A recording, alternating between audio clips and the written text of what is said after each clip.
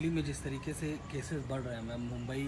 को एक तरह से ओवरटेक कर लिया गया है और दूसरी तरफ होम क्वारंटाइन को लेकर मैम क्या है, क्या बताना चाहिए? देखिए, सबसे पहले तो मुझे लगता है कि दिल्ली की जनता को जानने का अधिकार है, क्योंकि किस तरीके के लोगों को उन्होंने चुनकर भेजा है और किस तरीके की कार्रवाई हुई है। सबसे पहले तो दिल्ली के अंदर जब 100 से कम केस थे और जब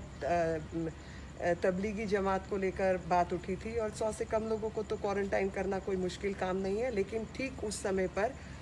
उस क्वारंटाइन के रूल को तोड़कर जो ट्रैकिंग का काम था वो नहीं किया और जो एक कॉलम था तबलीगी उसको बदलकर एनसीटी ऑफ दिल्ली किया गया, एनसीटी ऑफ दिल्ली को बदलकर स्पेशल ग्रुप किया गया और उसको भी हटा दिया गया। तो सारा डाटा मिक्स करने का काम जो है वो दिल्ली सरकार ने किया। और जब उस स्थिति को हम संभालने वाले थे, जब दिल्ली उससे उबरने वाली थी, तो उस समय पर इन लोगों ने शराब के ठेके खोल दिए। पहले तबलीगियों की मुसीबत से बाहर नहीं आए तो उतने में शराब के ठेके खुल गए और इनके एमएलओ की जो बेबयानी और बाकी सब चीज़ें वो आप सबके सामने हैं। हर बार इस कड़ी को तोड़ने का जो काम है वो दिल्ली सरकार ने किया। जब स्थिति बिल्कुल बेकाबू हो गई तो अपने काम को एब्डिकेट करने का काम जो है वो दिल्ली सरकार ने किया। यहाँ तक कि 36,000 टन से ऊपर खाना राशन जो है केंद्र सरकार ने दिल्ली सरकार को भेजा, जिसमें से मात्र 63 टन जो है इन्होंने बांटा। इन्होंने लगातार दिल्ली वालों के मन में ये बसाया कि सब कुछ ठीक है, बहुत सारे बेड्स हैं, कोई कमी नहीं है, वेंटिलेटर्स हैं, सब कुछ है। जब कोर्ट कचहरी के आगे ये मामले गए तो पता चला कि जहां ये 32,000 का क्लेम कर रहे थे वहां पे 3200 भी नहीं है। जब ये क्लेम कर रहे थे अस्पतालों का, तो ऑपरेशन थिएटर्स तक कई सरकारी अस्पतालों में बंद हो चुके हैं। इस भयावह स्थिति को सामने रखते हुए, क्योंकि केंद्र सरकार भी दिल्ली से ही चलती है, गृह मंत्रालय ने अपने हाथ में कमान संभाली और जल्दी से जल्दी ये सुविधाएं देने का काम शुरू किया। चाहे रेलवे की जो बोगीज हैं उनको क्वारंटाइन सेंटर बनाने का काम हो, चाहे वेंटिलेटर्स की संख्या दुगनी से ज़्यादा दिल्ली में भेजने का काम हो, चाहे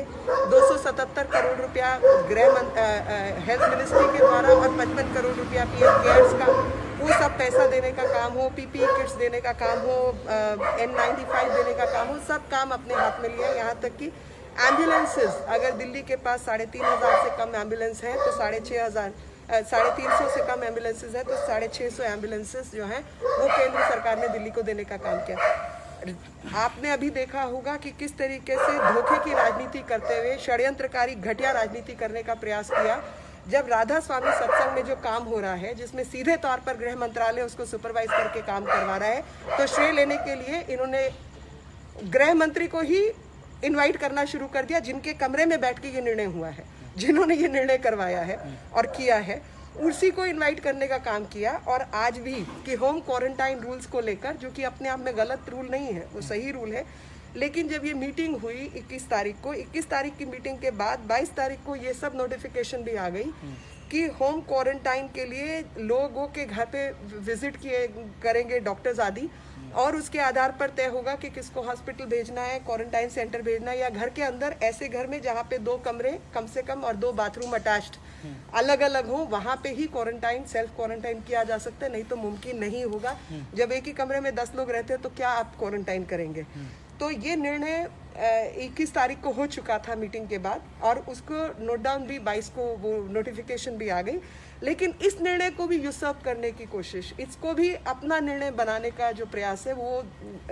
दिल्ली के मुख्यमंत्री ने किया। और लगातार इसी प्रकार की षड्यंत्रकारी, अंग्रेजी में कहूँ तो पैरासिटिक प्रवृत्ति के ये व्यक्ति हैं, परजीवी व्यक्ति हैं, जो कि दूसरों के ऊपर बैठकर उनके काम को अपनाने का काम करते हैं, और जब खुद काम करने की बारी आती है तो सिवाय एडवर्टीजमेंट के कोई काम नहीं करते। और ये अभी हम देख चुके हैं, और मुझे लगता है कि दिल्ली की जनता को ये जानना जो है वो ज़रूरी है, क्योंकि जिस तरीके की षड्यंत्रकारी गतिविधियां और निकम्मापन दिल्ली में चल रहा है, वो जानकारी दिल्ली की जनता के पास ज़रूर होनी चाहिए।